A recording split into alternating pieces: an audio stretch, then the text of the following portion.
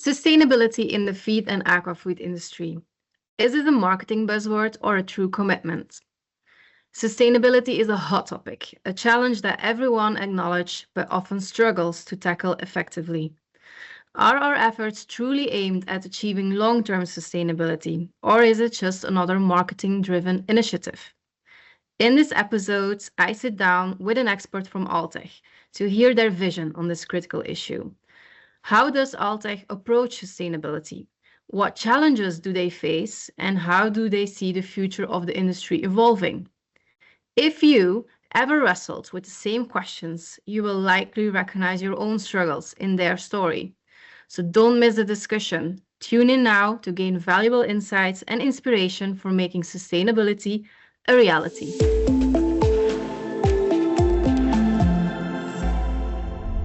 Welcome to the Best Mix podcast.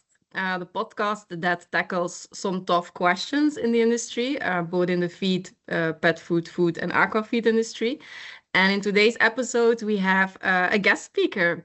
So I'm happy to welcome Ben from Alltech Coppens. So maybe Ben, you can introduce yourself first, who you are, Sure. where you work. Hello. Hello, Lynn. Thank you for having me. So my name is Ben Lamberigts. I was born and raised in Belgium in the east part. And I studied at the University of Ghent, animal nutrition. That is where I got my master's in 2010. And immediately after that, I started working for Coppens International at that time, feed manufacturer producing fish feed. The company grew, so we are now part of the Alltech group. And we have a production facility in Germany, one in Finland, and we have a research facility in the Netherlands. Okay, nice. So we invited you because I love to speak about things that are really happening in practice, let's say. And we know that Alltech has a bold vision also on sustainability. And you also have some nice pillars in your structure and the vision that you drive. And maybe let's start with a big question. What's the main goal for you and for Alltech, let's say, the coming next 10 years? Yeah. So the first thing I want to mention is that sustainability. I mean, we hear the word more than once on a day in our daily lives, and especially in the feed industry and the animal protein production industry. I think this is for the future very important. And then as with every development in the west of Europe, we start with these things. And so for us, this is a very important topic. Also, our strategy is mainly based on making our feeds more sustainable. But the difficulty there lies in the fact on how to quantify this. So everybody knows the word and everybody understands what it is. True. But then how can we quantify? How can we compare? How can we improve then if we have these measurables? That is, I think, the biggest thing that we have to work on for the coming years. Okay. Yeah. And how do you do this? For example, do you do for like substitutes already, or how do you approach that scenario? Because in the feed industry, we hear a lot of these substitutes. Is this also applicable in the aquafeed industry? Yeah, already sure. today? Yeah, sure. And yeah, I think we approach this a little bit more simple, and that is because just like with other nutrients, we try to quantify sustainability in every ingredient that we apply. So for an ingredient, you want to know the protein and the fat content, and you want to know how digestible is my ingredient for trout, for eel, for catfish.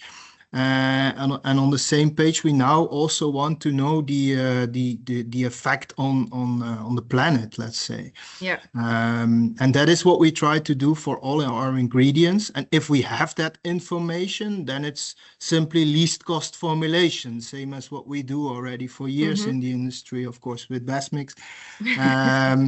Because then we approach it that we can optimize sustainability for the least cost of the user. Yeah.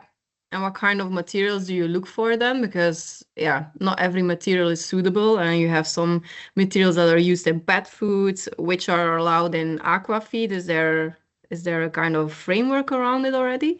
Yeah, so what is important for aqua, because the most species we produce feed for are more carnivorous, Okay. and then you want to have a relatively low fiber level. The animals we produce feed for are also cold-blooded, so you want to have a Mm-hmm. higher energy level. You don't have a lot of space in the recipe to put fillers in, so Yeah. we aim for high quality ingredients. Yeah, like also insects are very good alternatives. Okay. They aim to be more sustainable. Yeah. Yeah. And do you think it's a kind of or scenario or it's an and scenario? Because for example in the food industry, you have I see it on LinkedIn often, you have people that are really pro-vegan and pro-vegetarian, and then they are con the meat industry, and then the meat industry is like, yeah, but you need meat. So it's a lot of black and white scenarios that are going on. What's your vision, or what's the company's Yeah, vision on it? it's like with everything, the truth lies in the middle, I think. And Yeah.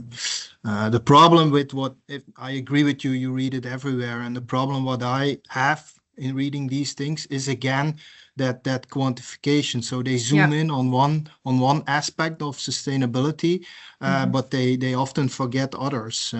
Yeah. And that is why in Alltech Coppens, as you mentioned already, we developed 3 pillars. Okay. So if we define and we quantify sustainability in these 3 pillars, and the first one is the most known, it's a carbon footprint.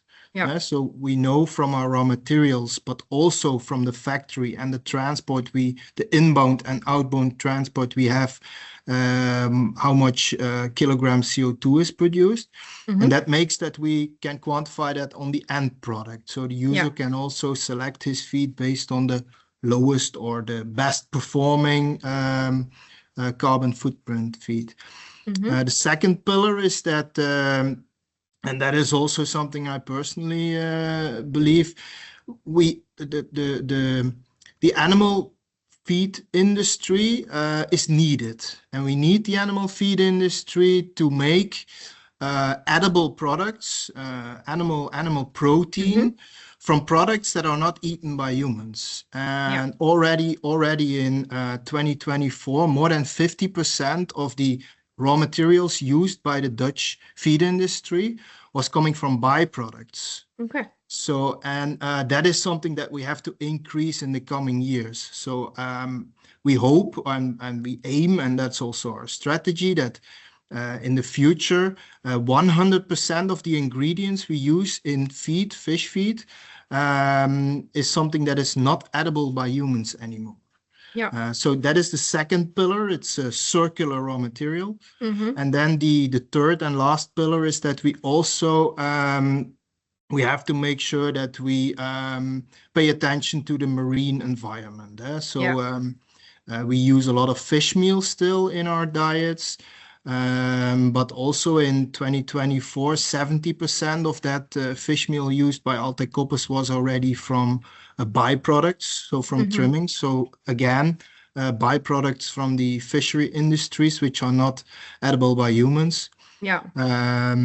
And that I think with combining these 3 pillars and also finding a good way to quantify this in our diets, that is very important. Yes. Yeah. And what's then, for example, the biggest challenge in doing this, besides then the quantifying? Is Yeah. there another challenge that you see? So the biggest challenge here is to get the data, Mm-hmm. and to align all parties involved, Yeah. suppliers, producers, customers, Mm-hmm. because there are different ways of analyzing, there are different ways of measuring, and at the end, we all want to compare the same. I Yeah. personally True. also believe that this will become legislation, and I Yeah. also think that will be the only way on unifying Mm-hmm. what we measure. Yeah. And maybe that is not what we want, but I do believe that is the only way on aligning all the data together. Yeah. Yeah, you see sometimes companies struggle, they try to find a way to do it.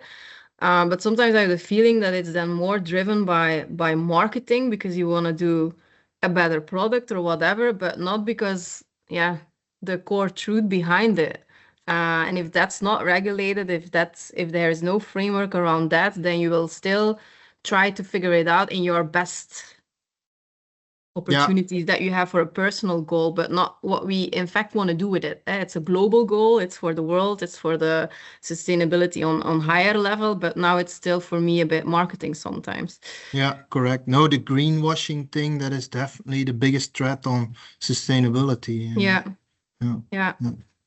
And do you think people are already willing to buy more sustainable aqua feed or food in general? Yeah, very, very good question. Because that is also a big internal discussion that we have on Okay. sustainability. We want to promote this and we want to develop products which are more sustainable, but then that always goes with a cost. Yeah, of course. And that is difficult. So that Yeah. is difficult at the moment. Like we have some bigger customers that also have the same strategy and that also have built the marketing of their end product around sustainability, and then it makes sense. Yeah. But still, a lot of traditional and smaller farms, they cannot add any value to their product when they buy a more sustainable, but at the same time more expensive product. Yeah. And yeah, I understand that is difficult, of course, for them. It's also change. I remember a presentation when I was in Wageningen, and it was about packaging, and they redesigned the packaging, and it was a bit less convenient, I would say, for us to use, but something that in the past was also not there. So then we were fine with it. But of course, yeah, we developed and we made packaging that has all the nice things around it. But some parts we don't need, like certain caps or whatever. You can redesign it that you just need to cut it open and then you also have it. But what was interesting to see is that they designed it for sustainability reason. It was also less cost because you remove a packaging piece, in fact. But we, as a buyer, as a consumer, we were thinking, yeah, but now we lose a bit flexibility. We lose a bit our user experience around it, and we are used of closing it off. And what they saw is a drop in their sales. So what do companies do then in generally? They think, yeah, okay, that's not the way forward. But then I think, yeah, how much does a company need to wait to see if it's a change behavior that needs to kick in? But of course, you want to make money as well as a company. So it's a fine balance that you need to search. How much time do you give to get something kicked in that it's better? But there also, I think from country point of view, we need to create more awareness because an and situation in this will not work. And we can't be more sustainable and have all the same luxury that we had in the past. There, we really need to be more self-conscious in what we're doing. But we need to be trained in that. No, and awareness through education and communication, that is definitely around sustainability, the most important topic. But also that again comes down to measuring it on a correct way. True. And do you think it's both the responsibility for companies versus what the country needs to do, or like the training aspect?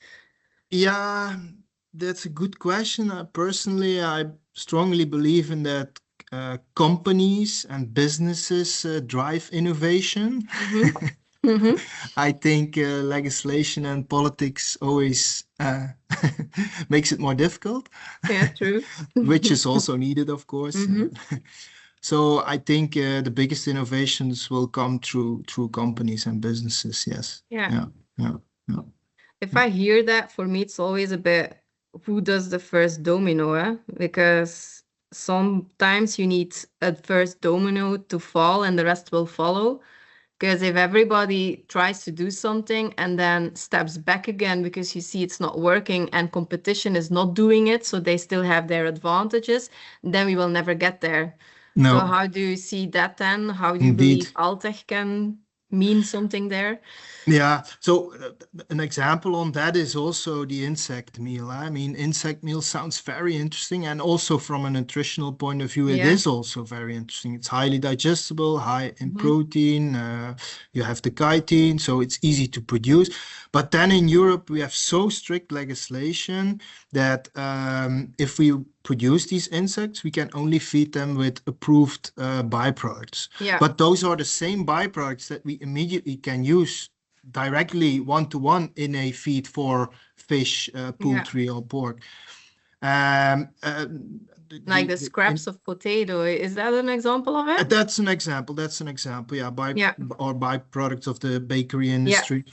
Then, Yeah. but much more valuable would be if we can feed these insects with byproducts that Yeah. we put as waste at the moment. So Yeah. byproducts from greenhouses or from restaurants, Mm-hmm. something that is not allowed in Europe. But and here I really have the feeling that we are missing momentum Yeah. because of legislation, because of Mm-hmm. politics. Yeah. And that is definitely sometimes difficult if you are in this innovation stage, because this has the big disadvantage that the price of insect meal at the moment is simply not It's yeah. interesting to Mm-hmm. use. Although Yeah. it's more, it can be more sustainable, and it can be very interesting to solve a few Mm-hmm. things in Europe. It's if we put this raw material with the known figures in a least cost formulation software to get Yeah. into our diets, they will never use it, Yeah. and that's a missed chance. And you say in Europe, did you see it already different in other countries then? Yeah, Like in the so States? we know that in China they In produce China? insects on another base, and they Yeah. even import insects into Europe, and they import them into Europe, and the end product price Okay. is cheaper than the ones produced in Europe, and that's Yeah, that doesn't make sense, right? Yeah. no, that makes it very Mm-hmm. complicated. Yeah, Yeah. yeah, yeah. How do you see then as a next step in Alltech? How could you be with Alltech somebody that is driving this or pushes this? How do you Yeah, envision so this?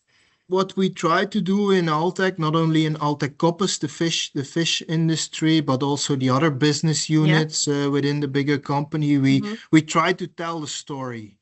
Yeah. That's also one of our missions, that we tell the right story, because let's be honest, our industry is not very good in telling the story around agriculture and everything involved. And we tried to do that. Alltech, for example, also made a movie which came out at the end of last year. Okay. It's a movie called World Without Cows. Okay. And there they actually show what the world would look like without cows, and why it's still Needed. needed and Mm-hmm. important to have cows. And, yeah. Yeah. Okay. And I think So by telling that story in combination with the correct data, I think we can move something forward. yeah, yeah. And for you, for example, in your role, what's something that you want to do then to achieve this goal? What's in your daily work, how you encounter this?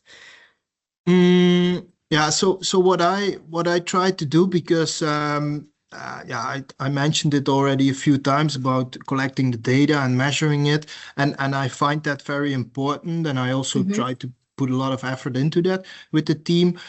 But still, what I also notice is that it has to be carried by the customer and by Yeah. all the stakeholders. So Mm-hmm. it's not only collecting that data, but it's also, what I said, telling the story and making a product out of that, and simplifying it into that story As and well, because into it's not that something easy to understand understandable. also. Yeah, true. Yeah, it's sometimes very difficult also for us as scientists.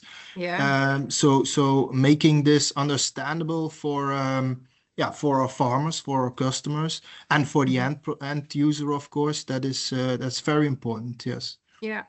which I And find personally very interesting. yeah. And do you see a difference between feed or aqua feed or food? Do you think in certain industries already better progressing, or do you see the same struggles? Yeah, I think I see the same struggles. the aqua industry has, of course, the advantage that we work with cold-blooded animals, and therefore the feed conversions are in a lot of fish species below 1. Okay. So we have a very efficient way on producing animal protein. Yeah. That is, I think, the big advantage we have compared to other animal industries. Next to that, the health benefits of aqua, the long chain fatty acids, omega-3 fatty acids, which are essential. I mean, these things make it a little bit easier, to be honest, for aqua than I see in the Netherlands, for example, for beef and pork and chickens. And Yeah. Okay. And is there any tip that you would give if, for example, you would meet somebody in the same role as you are? What kind of tip or what kind of takeaway would you give them to accomplish this in the sustainability? First question I would ask them is if we could cooperate. Okay, I think that nice. is something I see that also within our company. That is something we are doing more and more. We have to solve this issue with the industry together and not as a company itself. And that I also think that is the only way to do this. And I mean, if I talk with counterparts, they have the same issues. They are working on the same thing. So why not doing this together? Yeah. As we did in the 70s and 80s with all the nutritional questions we had on when we started this industry and compound feed production. Why can we not do this again on the on sustainability? Yeah, true. Yeah, that's a nice thinking forward. So if you now meet other parties or people that are listening, you're volunteering in to help. Absolutely, they can always contact me. Yeah. That's nice. I think that's also a nice ending for the podcast, that you're very open-minded, but also the company is very open-minded in collaborating. So I want to thank you for all the answers on the questions. And I'm interested in seeing how it moves forward, what kind of steps are being taken. So let's see what kind of journey it brings. Thank you very much. Thank you for joining as well. Thank you. Bye. Bye.